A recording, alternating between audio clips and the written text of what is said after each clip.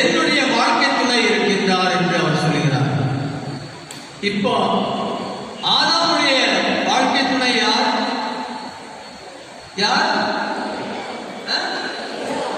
இல்ல. அதான் தப்பு நாம செய்யறது. நம்ம என்ன சொல்றோம்? ஆதாமுடைய வாழ்க்கை துணை ஏவா இல்லை. நல்லா புரிஞ்சுக்கிடுங்க. ஆதாமுடைய வாழ்க்கை துணை எப்போதும் கடவுள் தான். ஏவா யார்? கடவுளுடைய பிரதிநிதி ஆதாமுக்கு. ஆதாம் ஏவாளை பார்த்து அவள் வழியாக தன்னுடைய ஒரே வாழ்க்கை துணை கடவுளை அறிய வேண்டும், அனுபவிக்க வேண்டும். அப்போ ஒரு பெண் யார்? கடவுளுடைய பிரதிநிதி. ஒரு பெண்ணின் மேன்மையை பாருங்கள். ஒரு பெண் கடவுளின் பிரதிநிதி ஆணுக்கு. இயேசு உயிர் கண்டார் இல்லையா? முதலாக யாருக்கு காட்சி கொடுத்தார்? உயிர்த்த இயேசு மரியம் மக்தலேனாக்கு, ஒரு பெண்ணுக்கு, ஆணுக்கு இல்லை. தாயப்பரை அவர் கிறிஸ்துவின் தலைவராக ஏற்படுத்தினார். ஆனால் அவருக்கு அவர் காட்சி கொடுக்கவில்லை. உயிர்த்த இயேசு முதலாக யாருக்கு காட்சி கொடுத்தார்? ஒரு பெண்ணுக்கு. அந்த பெண்ணிடம் அவர் என்ன சொன்னார்?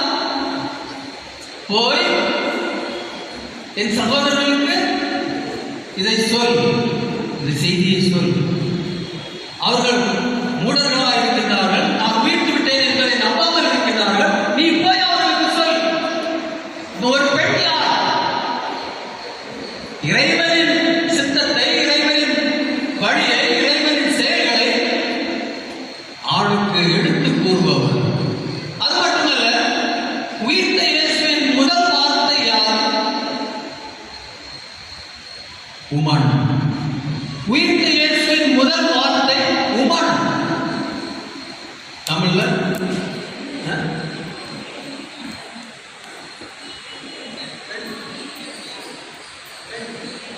பெண்ணே. உயிர்த்த இயேசுவின் முதல் வார்த்தை பெண்ணே.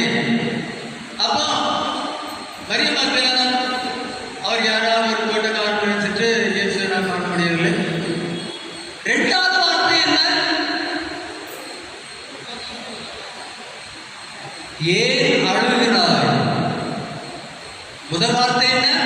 பெண்ணே. இரண்டாவது வார்த்தை ஏன் அழுகிறாய்? கடவுள் பெண்களின் துக்கத்தை அறிந்திருக்கின்றார். மூன்றாவது வார்த்தை என்ன? மேரி. அவருடைய பேர் சொல்லி முதல்ல எல்லா பெண்களையும் ஒன்றாக பெண்களை உயிர்த்த இயேசு பெண்களை அழைக்கின்றார். அதன் பிறகு அவர்கள் கேட்டார், நீங்கள் ஏன் கஷ்டப்படுகிறீர்கள், ஏன் துன்பப்படுகிறீர்கள்? மூன்றாவதாக ஒவ்வொருவரையும் பெயர் சொல்லி கூப்பிடுகிறார். மேரி. அப்போ மேரி ரபோனி அவரை பிடித்துட்டார். பிறகு இயேசு அவர்கள் என்ன சொன்னார்? ஓ என் சகோதரன், இந்த நற்செய்தியை அறிவை நான் உயிர்த்து விட்டேன் என்று. ஒரு பெண்ணின் மேன்மையை பாருங்கள்.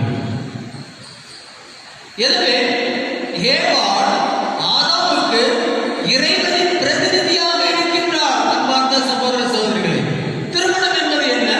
கணவன் மனைவி யார்? ஒரு கணவனுக்கு அவனுடைய ஒரே ஒரு வாழ்க்கை துணை இறைவன். அந்த இறைவனுக்கு பிரதிநிதியாக அந்த மனைவி இருக்கிறார். எனவே கணவன் தன் மனைவி வழியாக அந்த இறைவன் அவருடைய வாழ்க்கை துணையை அறிந்து நேசித்து அனுபவிக்க வேண்டும். அதே போல் மனைவி அவருடைய ஒரே ஒரு வாழ்க்கை துணை யார்? கடவுள். அந்த கடவுளை தன்னுடைய கணவன் மூலமாக அவள் அந்த கடவுளை அறிந்து நேசித்து அவரை அவள் ஏற்றுக்கொள்ள வேண்டும். அதான் திருமணம்.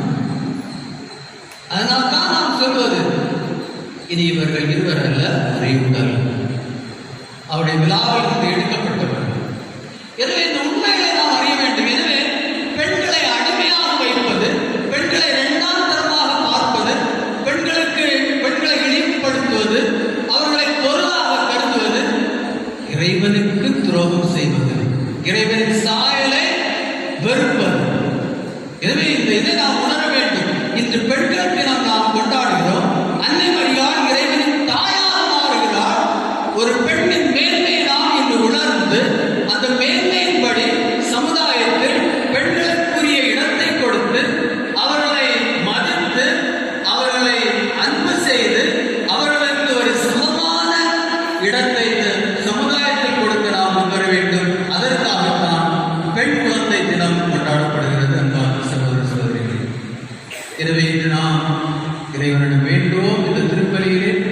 நீங்கள் அனைவரும் உங்களுடைய குடும்பத்தில் கணவர்கள் இதை நீங்கள் இன்று உணர்ந்து உங்களுடைய குடும்பத்தில் ஒரு மாற்றத்தை கொண்டு வர வேண்டும். உங்களுடைய மனைவியை சமமாக பார்த்து அவளுக்கு ரெஸ்பெக்ட் கொடுத்து அவளை சமமான நிலையில் வைக்க முயற்சி செய்ய வேண்டும்.